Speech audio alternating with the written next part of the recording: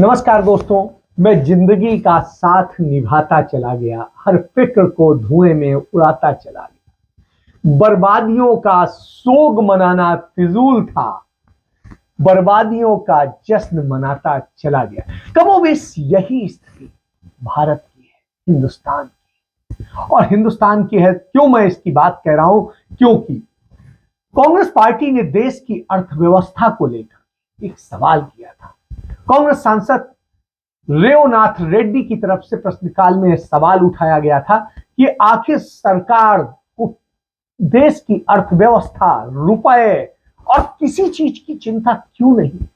देश की अर्थव्यवस्था को बर्बादी की हालत में क्यों डाल दिया गया और आईसीयू की हालत में क्यों पहुंच गया?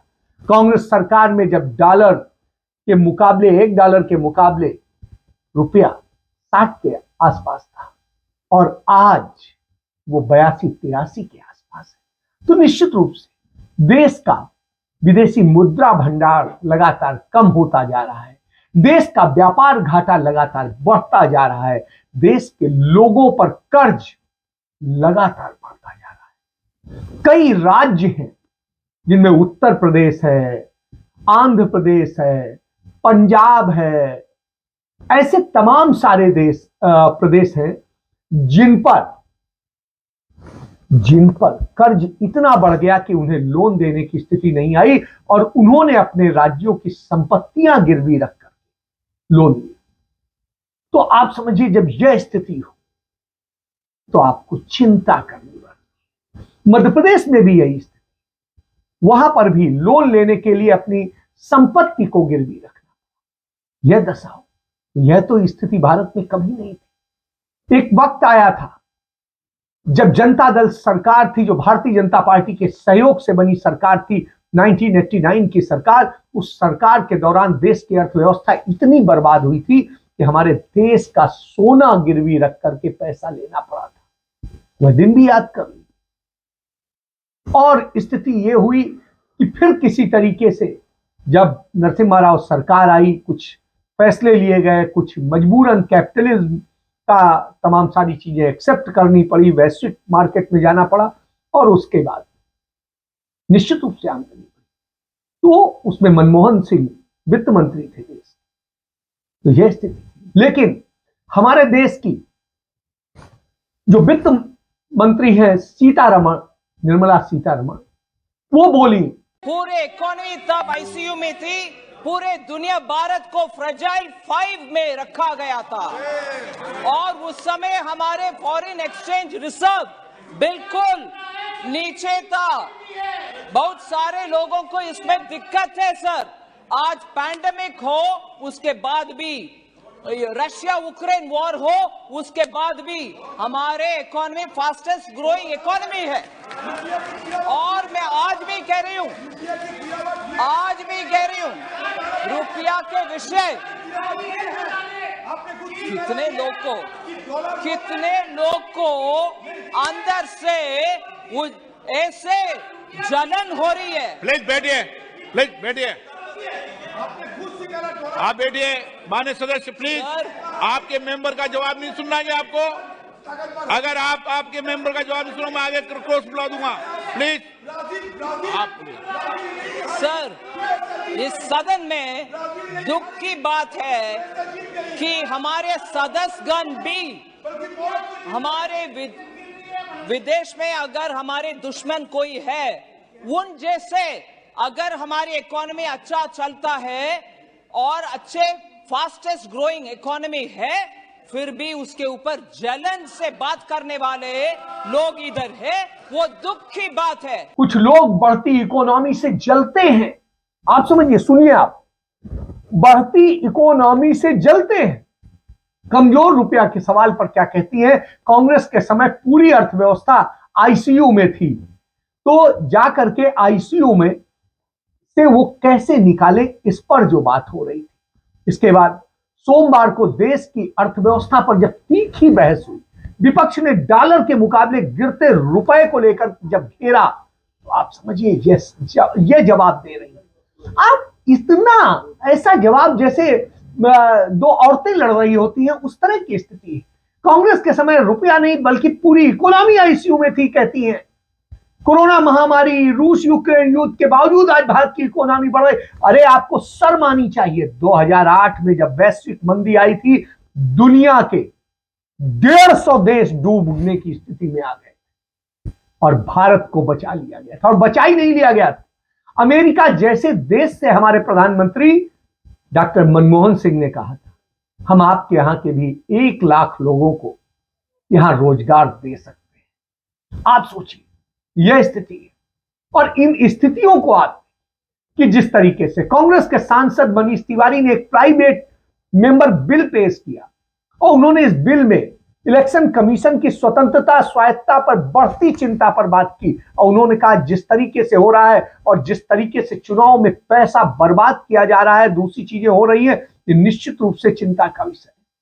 और इस स्थिति में चर्चा तो बनती थी, लेकिन प्रधानमंत्री यह कह के वहां निकल लिए थे कि शीतकाल सत्र जब शुरू होने वाला था कि अपील सदन चलने दे, और खुद सदन से गायब है, लापता है।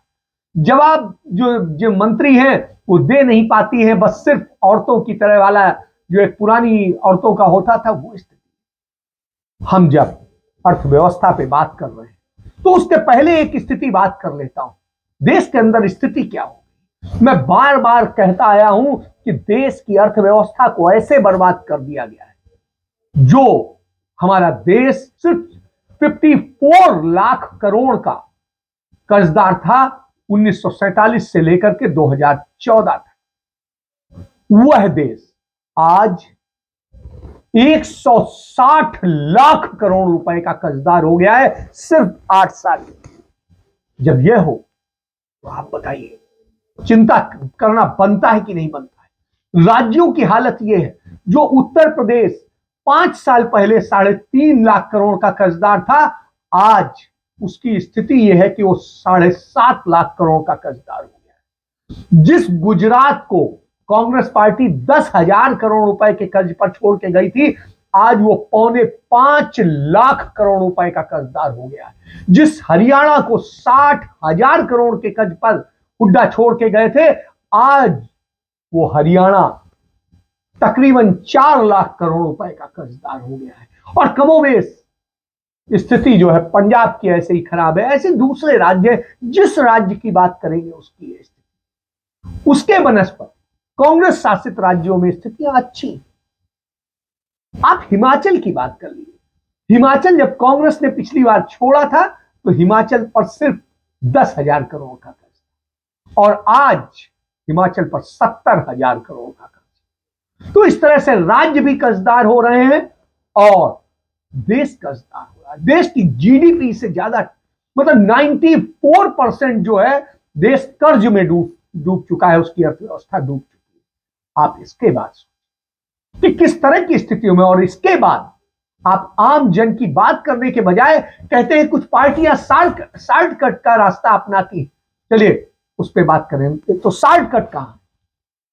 आज रोजगार नहीं है। दुनिया का सबसे बड़ा बेरोजगार देश हिंदुस्तान है। सबसे बड़े कर्जदार देशों में से हिंदुस्तान है। देश की अर्थव्यवस्था ही नहीं, हर चीज लगातार टूटती जा रही है। सामाजिक ढांचा, आर्थिक ढांचा, भौगोलिक ढांचा, हर चीज बिगड़ रही है। राज्य आपस में ऐसे लड़ रहे हैं जैसे दो देश लड़ रहे हैं, और यह स्थिति चिंता का। इस स्थिति में मैंने आपसे बार बार कहा, यह हालात बना देगी ये सरकार, इसकी नीतियां, कि आपकी बेटियों को वेश्याएं बनना पड़ेगा, आपके लड़कों को लुटेरा और डकैत बनना पड़ेगा, कोई रास्ता नहीं बचेगा, या फिर आत्महत्या का रास्ता अपनाए। तो ऐसी स्थिति में एक खबर है कि पिज्जा डिलीवरी जैसे चलती है वैसे ही सेक्स रैकेट अब चलने लगी है। व्हाट्सएप पर एक डाक भेजिए और लड़कियों की फोटो हाजिर। घर, होटल, कहीं भी आने को तैयार है, क्योंकि उन्हें यह है कि बस किसी तरह से काम मिल जाए, क्योंकि काम और तो मिल नहीं रहा। पिछले 3 सालों में 14,190 लड़कियों को जिस्म परोसी के धंधे में एक्स्ट्रा धकेला गया है। और इस संदर्भ में नोएडा में 18 लोग गिरफ्तार किए गए। तो उससे तमाम पता चला कि भोपाल, जयपुर, पटना, नोएडा, दिल्ली, इन सब जगह किस तरीके से धंधा चल रहा है। और इंटरनेट कॉल से और दूसरे कॉल के जरिए स्कॉट सर्विस उपलब्ध हो रही है। 19 मिनट बाद एक साथ 61 लड़कियों की तस्वीरें आ जाती हैं। तो आप समझिए ये स्थिति। एजेंट आपको जहां पर लोकेशन आप भेजेंगे वहां भेज देगा और मैसेज करेगा, आप जाइए और ले लीजिए। तो ये स्थितियां हैं, और ये स्थितियां हो तो आप क्या कहें? तो ये देश, ये तो चंद शहरों का है, मैंने 4 शहर बताए। पूरे देश की स्थिति क्या है इसको सोचने वाला है।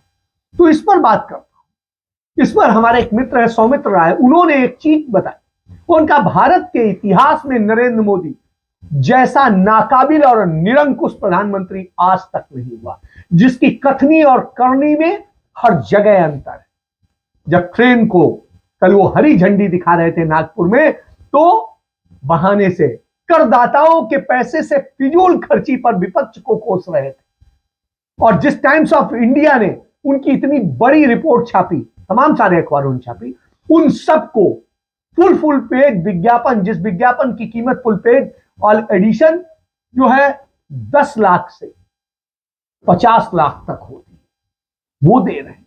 आप समझिए, प्रधानमंत्री इन्हीं करदाताओं की जेब पर को काट करके दिल्ली से नागपुर आते हैं देश की 6ठी वंदे भारत को हरी झंडी दिखाने के लिए, जो रेल मंत्री का काम है। और वो भी नहीं, इसके पहले आप देखिए ऐसा नहीं होता था कि प्रधानमंत्री जाए और इतना बड़ा खर्चा बढ़ाए, क्योंकि हमारा प्रधानमंत्री दुनिया का सबसे महंगा प्रधानमंत्री है, जिस पर हर रोज 5 करोड़ रुपया खर्च होता है। 5 करोड़ का पर डे का। तो आप इसके बाद में, और ये मैं नहीं कह रहा हूं, ये सारी चीजें ऑन पेपर है, भारत सरकार के डाटा से मैं बोल रहा हूं। प्रधानमंत्री इन करदाताओं की जेब काटकर दिल्ली से नागपुर आते हैं, 6ठी वो करते हैं, सारी चीज करते हैं और दूसरों को कोसते हैं। प्रधानमंत्री को दिखाना है, काम से ज्यादा दिखाने का क्रम है। काउंटर से टिकट खरीदने और रविवार के दिन स्कूली छात्रों के साथ मेट्रो में सफर करने, प्रचार करने के लिए वक्त है। तो आप समझिए किस तरीके से प्रोपोगंडा की राजनीति चल रही है। रेल को बेचा जा रहा है, तमाम सारे औद्योगिक और उनको सबको बेचा जा रहा है। तो ये इकोनॉमी बना दी। इस परंपरा से कई जिस तरह की स्थितियां हैं, उससे क्या हो रहा है, और मूर्ख तमाशाओं पे ताली बजाते हैं। एक और चीज समझिए, जिस तरीके से लूट हो रही है उसका भी एक उदाहरण देता हूं। रिलायंस कैपिटल RCI का जो है उसको बेचने का और नीलाम करने का फैसला हुआ, और उस पर स्थिति क्या थी ये जान लीजिए। इस पर 40,000 करोड़ रुपए का कर्ज था। भारत सरकार ने, वहां की बैंकों ने 40,000 करोड़ के कर्ज को एडजस्ट करने के नाम पर 20 करोड़ कर दिया, यानी 50% लोन माफ। इसके बाद में 20 करोड़ कर्ज का वेरिएशन हुआ और ये 12 से 13,000 करोड़ का माना गया, और इसके बाद में ये 40,000 का कर्ज 12,000 करोड़ का हो गया। और इसके बाद बचे हुए 12,000 करोड़ की जब बोली लगी तो 60 से 70% कम पे लगाई गई, और कितने का हो गया वो भी जान लीजिए। वो हो गया सबसे बड़ी जो बोली लगी 5,231 करोड़। और ये किसने लगाई? रिलायंस के संधि यानी पीरामल ग्रुप में। पीरामल मुकेश अंबानी के सगे संधि है, समझ गए। इसके बाद आइए, दूसरी बोली लगाई हिंदुजा ने 5,060 करोड़ रुपए की। तीसरी बोली लगाई 4,500 करोड़ की टोरेंट इन्वेस्टमेंट ने, और फिर 4,200 करोड़ रुपए की लगाई ओक ट्री ने। अब आप समझ लीजिए कि ठेका किसे मिलेगा? तो 5,000 वाले को मिल जाएगा, क्योंकि उसका 5,231 है। तो कमोबेश उसी रिश्तेदारी में वो कंपनी चली गई जिस पर 40,000 करोड़ का कर्ज था, और कर्ज सारा सब वो हो गया, सिर्फ बची 40,000 का 5,231 करोड़। उसमें भी यह खरीदने के लिए उन्होंने फिर सरकारी बैंक से लोन ले लिया। यानी आपको खाएंगे, आपके पैसे से खाएंगे, आपके उससे लूटेंगे। यही तो मोदी नीति है। और इस नीति का असर है कि किस तरीके से आप उसको लूटते हैं, कैसे करते हैं। तो इसको समझने की जरूरत है, और ये लगातार हो रहा है।